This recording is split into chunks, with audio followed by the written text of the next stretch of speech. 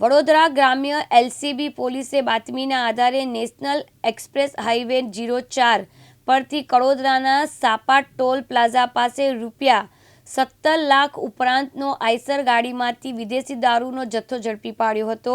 Operation પરાક્રમ અંતર્ગત વડોદરા ગ્રામ્ય એલસીબી પોલીસ પેટ્રોલિંગમાં હતી તે દરમિયાન એલસીબી પોલીસને બાતમી મળી હતી કે કરજણ નેશનલ હાઈવે 4 સાપાના ટોલનાકા પાસેથી આઈસર ટેમ્પો દારૂનો જથ્થો ભરી ટેમ્પો કરજણ તરફ આવવાનો છે।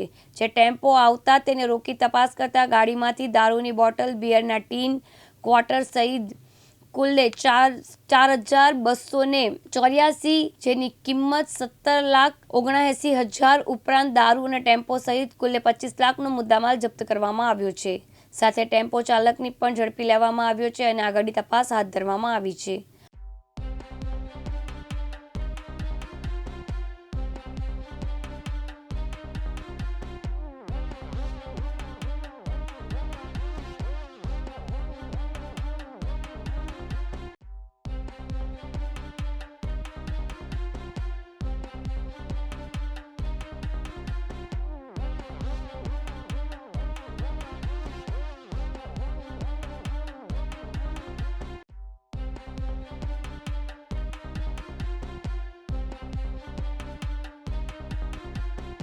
मनोज दर्जी, दिव्यांग न्यूज, करजण, वडोदरा।